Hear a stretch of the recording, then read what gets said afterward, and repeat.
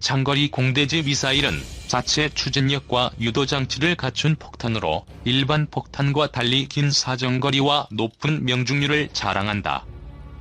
치명적인 공격력을 자랑하는 장거리 공대지 미사일은 적이 중요 군사시설을 공격하는 데 주로 사용된다. 지난 1991년 걸프전부터 사용되기 시작한 장거리 공대지 미사일은 아프간전과 이라크전을 거치면서 항공전의 핵심 무기체계로 등장하여 전투기와 조종사의 생존성을 높이는 무기. 재래식 폭탄의 경우 공중에서 투하 시 전투기의 고도와 속도 그리고 대기의 영향에 따라 명중률이 좌우된다. 또한 이동하는 목표물의 경우 명중률이 낮아 많은 양의 폭탄을 사용해야만 했다. 이밖에 사거리가 짧기 때문에 전투기는 위험을 무릅쓰고 적의 방공망을 돌파해 폭탄을 투하해야만 한다. 하지만 장거리 공대지 미사일은 정밀한 유도 장치를 장착해 외과 수술과 같은 정밀한 공격이 가능하다. 기탄한 발로도 높은 명중률과 공격 효과를 기대할 수 있다. 또한 자체 추진 장치를 장착해 적의 방공망 밖에서 공격이 가능하기 때문에 전투기와 조종사의 생존성을 높일 수 있다. 지난 1998년부터 독일과 스웨덴이 공동 개발한 타우러스 미사일은 사거리가 500km 이상으로 2005년부터 독일과 스페인 공군에서 운용 중에 있다. 타우러스 미사일은 관성항법 장치와 군용이성항법 장치 그리고 영상기반 항법 장치와 지형 참조항법 장치를 조합한 트리테크로 불리는 독특한 3중 복합 유도 장치를 사용한다.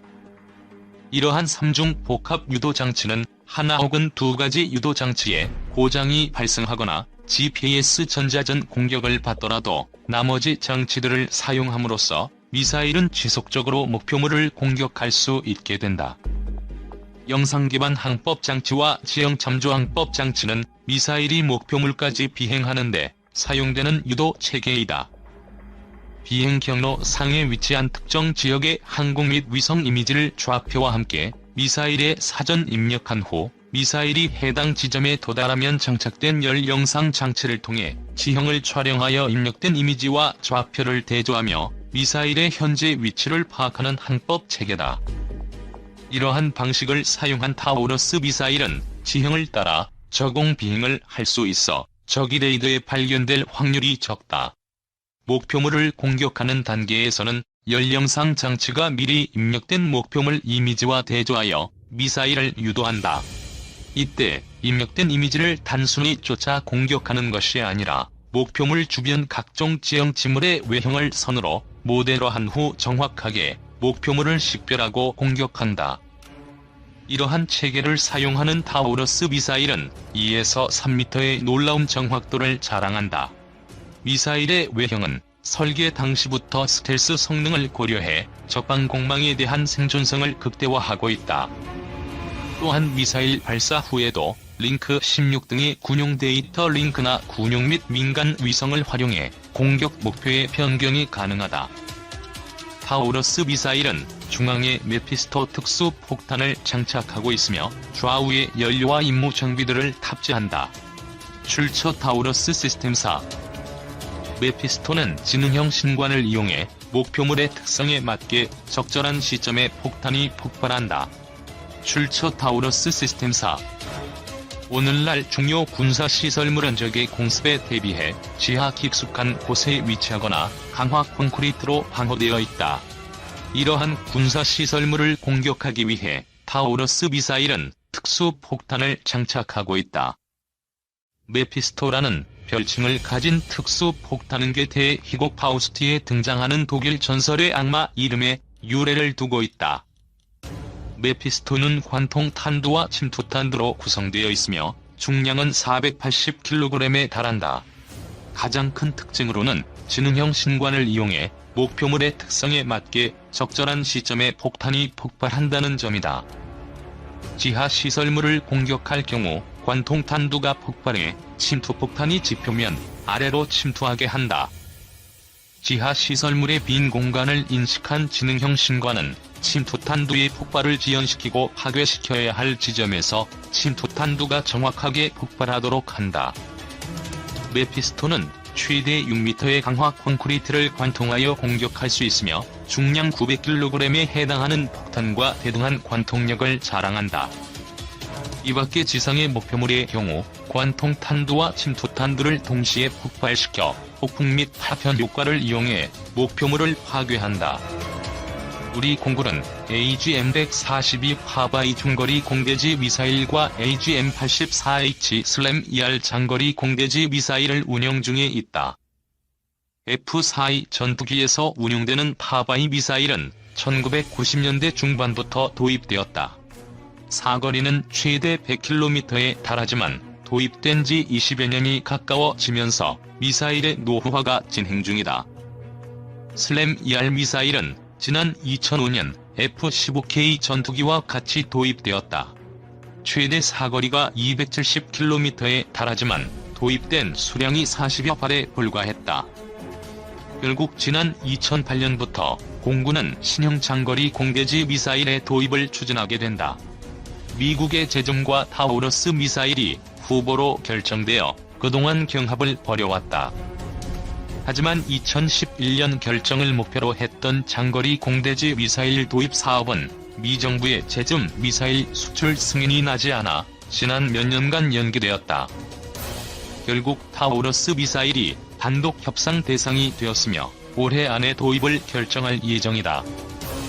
유형 장거리 공대지, 지대지 순항 미사일 중량 1400kg 길이 5.1m 직경 1.1m 탄두 480kg 엔진 윌리엄즈 P8300-15 터보팬 날개 폭 2.0m 사거리 500km 이상 비행고도 30에서 40m 속도 마하 0.8-0.95 유도장치 트리테크 제작사 토러스 시스템즈 GmbH 글 김대영 사단법인 한국국방안보포럼 연구위원, 인텔엣지 주식회사 국방조사팀 팀장, 디펜스 타임즈 코리아 편집위원. 방위사업청, 타우러스 공대지 미사일 도입 추진. 정부가 장거리 공대지 순항 미사일로 유럽의 타우러스 KEPD-350K 도입을 추진한다. 북한의 핵미사일 공격 징후를 탐지해 선제 타격하는 킬체인 시스템의 한 축을 담당할 무기다. 방위사업청 관계자는 3일 유럽의 타우러스를 장거리 공대지 유도미사일 도입 사업의 단독 후보로 정했다며 가격 협상과 기술 심사 등을 마무리한 뒤 최종 도입 여부를 결정할 것이라고 밝혔다. 타우러스가 도입되면 우리 공군의 북한 핵미사일 시설 선제 타격 작전에 변화가 생길 전망이다. 공군이 보유한 사거리 270km의 공대지 미사일인 슬램-ER로는 평양 이북의 미사일 시설을 타격하는데 한계가 있었다. 기존 공대지 미사일로 선제 타격을 하려면 미사일을 탑재한 공격기가 북한 상공을 무사히 지나갈 수 있도록 호위하는 전투기들이 수십 대 출격해야 했다. 적방 공망을 무력화하는 전투기와 북한 전투기로부터 우리 공격기를 지키는 F-15K와 같은 기종들이 함께 작전을 펼쳐야 하기 때문에 위험 요소가 많았다. 타우러스 공대지 순항 미사일은 사거리가 500km에 달해 이를 탑재한 공격기가 우리 상공에서 미사일을 바로 발사할 수 있다. 공격기를 호위할 전투기들이 많이 출격할 필요가 없고 격추대 위험도 낮아지는 것이다. 타우러스 미사일의 탄두 중량은 480kg이다. 적방 공망을 피할 수 있는 초저고도에서 음속에 가까운 마하 0.9의 속도로 날아갈 수 있다. 또 6m 두께의 콘크리트 벽을 관통할 수 있어 북한의 지하벙커 파괴도 가능하다. 국방부는 그동안 킬체인 시스템에서 장거리 공대지 순항 미사일 보유가 중요하다고 판단해 2008년부터 미국의 제즘과 타우러스를 두고 저울질해왔다. 하지만 미국 정부가 제즘에 대한 수출 승인을 불허하면서 유럽 타우러스 시스템스사와 협상을 진행해왔다. 제즘보다 성능이 우수한 것으로 알려진 타우러스 도입의 가장 큰 문제는 가격이다. 제즘은 한 발에 $70만 정도이지만 타우러스는 $100만 달한다. 미사일 비용에다 전투기에 부착하는 비용까지 더하면 $200만 육박할 것이라는 전망이다. 방사청은 앞으로 협상을 통해 전체 사업비에 맞게 가격을 낮춘다는 계획이지만 쉽지 않을 것이란 예상이 나오고 있다. 군 관계자는 예상 비용을 구체적으로 알려줄 수 없지만 현재 140% 정도 초과한다며 한 발당 가격을 낮춰야 하고 지원체계 가격도 낮춰야 한다. 만약 예산 범위를 초과하면 협상이 결렬되고 전력화 시기 또한 늦어지게 될 것이라고 말했다. 독일 타우러스 미사일 한국 판매 합법적, 북한의 불법 주장 반박. 북한이 최근 한국에 대한 독일의 미사일 판매를 비난한 데 대해 독일 정부가 입장을 밝혔습니다. 불법 무기 수출이라는 북한의 주장과 달리 국내외 법을 모두 준수했다고 반박했습니다. 백성원 기자가 보도합니다. 북한이 문제 삼은 건 독일 장거리 공대지 유도미사일 타우러스의 한국 판매 결정입니다.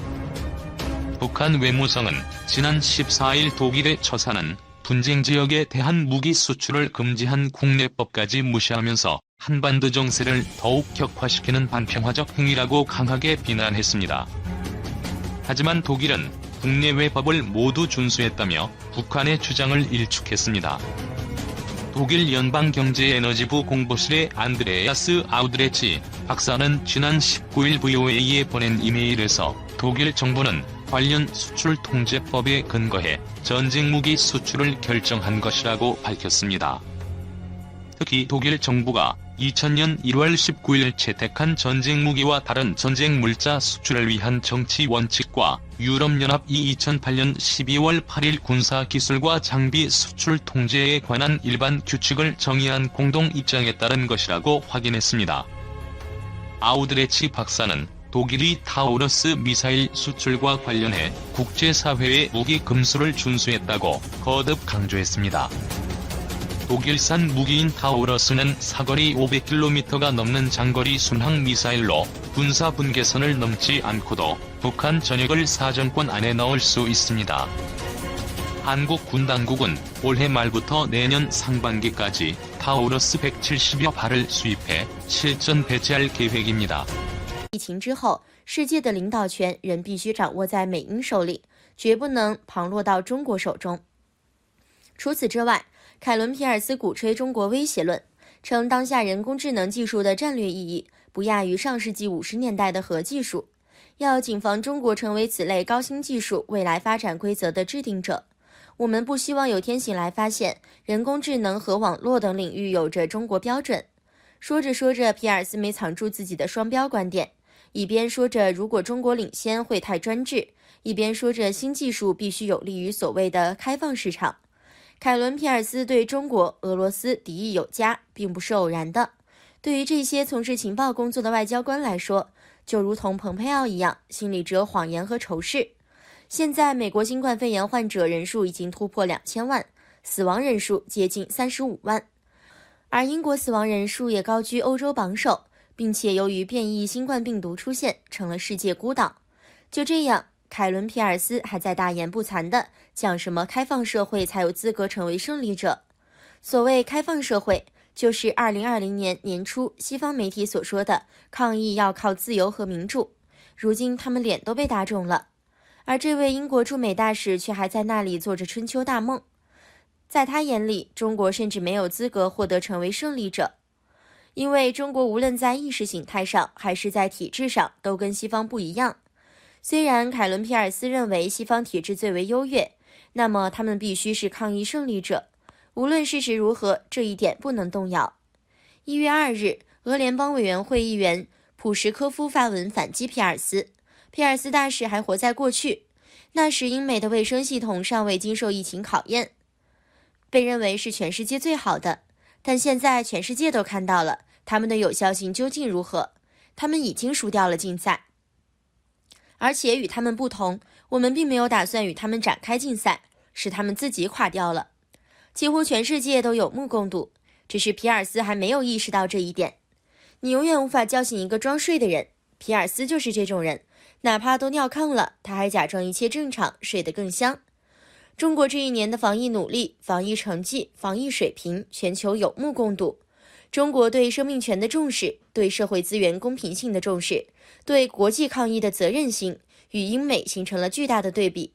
皮尔斯们心里会不清楚，但他们一定要颠倒这个事实，手段就是舆论攻击，数据是不会骗人的。皮尔斯的无耻在于他不讲数据，只讲意识形态。英国、美国必定是岁月静好，而中国必定是黑暗悲惨，仿佛只要话语权够大，黑的就能变成白的，白的就能变成黑的。问题是病毒根本不懂政治，他们被中国打败，却在英美找到了乐园。皮尔斯们则充当了病毒的同盟军，不是吗？否则如何理解绝不能让中国和俄罗斯在这场战斗中胜出这种疯狂言论？当全世界在疫情面前需要共御强敌时，皮尔斯们却将抗疫划分出不同阵营。划分的标准不是基于科学，而是政治。这是增强抗疫力量，还是在削弱抗疫力量？如果皮尔斯真的想让英美获胜，那么靠谎言和仇恨救不了自己，请他先把嘴巴闭上，把口罩戴上，何苦出来到处吓人？2020年已经过去，我们迎来了2021年。但2020年注定是人类历史上刻骨铭心的一年，具有极大的地缘政治意义。新冠疫情是一件改变世界的大事，并深刻改变世界，尤其是它所造成的政治冲击波，将中美关系带入建交40年以来的谷底。在一场被许多人称为新冷战的战争中，特朗普政府利用在位的屈指可数的时间，疯狂围堵中国，妄图给拜登政府留下不可逆转的政治遗产。在这一背景下，美国外交政策杂志上发表了一篇题为《中国既虚弱又危险》的文章。文章认为，中国的政治体系是软弱的，缺乏合法性，因此中国显然无法实现持续增长，也无法实现真正成为超级大国并取代美国。因此，这篇文章认为，中国只有很短的时间来实现它的目标，从而使它变得危险。这是中国崩溃论的又一个版本，它是美国人过度自信的一种意识形态表达。自1991年冷战结束以来，这种观点一直流行，认为中国注定会失败，而美国却大步向前。这种观点与张家敦的中国即将崩溃一脉相承。崩溃论就是人们熟悉的历史终结论，是一种冷战思维。他认为资本主义是创建一个成功和稳定国家的唯一途径。他认为其他所有社会制度从根本上都有缺陷，不能真正复制西方的成功。这是苏联解体后美国狂妄的必胜论的一种表现。他认为只有资本主义才允许创造性和批判性思维，从而获得科技上的成功。美国对中国的态度也是如此。